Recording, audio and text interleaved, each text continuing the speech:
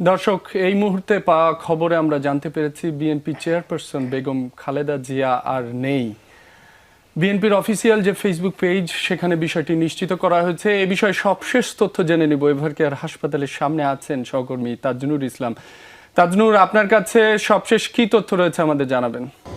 রবি, আজ 30 ডিসেম্বর ঠিক সকালবেলাতে দাঁড়িয়ে এই দুঃসংবাদটি বলতে হচ্ছে, যেই সংবাদটি আসলে কোনো গণমাধ্যম কর্মী আসলে এতদিন ধরে বিভিন্ন সময় নানা রকম খবর এসেছে নানা মাধ্যমে, কিন্তু সেই খবরটি শেষমেশ আজ বলা লাগছে।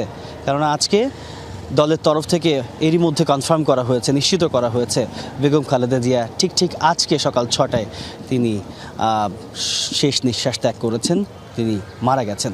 সুতরাং বুঝতেই পারছেন যে এক ধরনের খুব শান্ত ঠান্ডা পরিস্থিতি আমরা এরই মধ্যে দেখতে পাচ্ছি। যে আশপাশের কয়েকজন নেতাকর্মী এরই মধ্যে হাসপাতালের সামনে এসেছেন মূলত সেই তথ্যটি যাচাই করার জন্য, যেটি আমি একটু আগেই আপনাকে বলছিলাম। ঠিক আগের যেই লাইভে আমরা যুক্ত হয়েছিলাম সেখানে আপনাকে বলছিলাম যে তথ্য যাচাইয়ের একটা বিষয় রয়েছে, কেননা এর মধ্যে বেশ কয়েক দফায় বিভিন্ন সময়ে সামাজিক যোগাযোগের মাধ্যমে এই খবরটি নানাভাবে প্রচার হয়েছে এবং সেই খবরটি আজকে সেটি বলতে হচ্ছে যে একটি অধ্যায়ের সমাপ্তি এবং বিএনপির সবচেয়ে বড় পোস্টার যাকে বলা হতো, সবচেয়ে বড় চরিত্র জাতীয়তাবাদী দলের জন্যে, সেই চরিত্র আজকে তিনি পরপারে চলে গেলেন।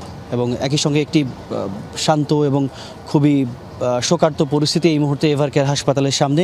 নিশ্চয়ই পরবর্তী সময়ে দলের নেতাকর্মীরাও এই হাসপাতালে আসবেন এবং আইনশৃঙ্খলা রক্ষাকারী বাহিনীর সদস্যরা এরই মধ্যে ফটকে যারা রয়েছেন, বিশেষ করে পুলিশ সদস্য এবং বিজিবি সদস্য, তারা তো একেবারে প্রস্তুত অবস্থায় রয়েছেন, যেটি মনে হচ্ছে যে পরিস্থিতি অনুযায়ী তাদের সদস্য সংখ্যা বাড়ানোর সম্ভাবনা রয়েছে।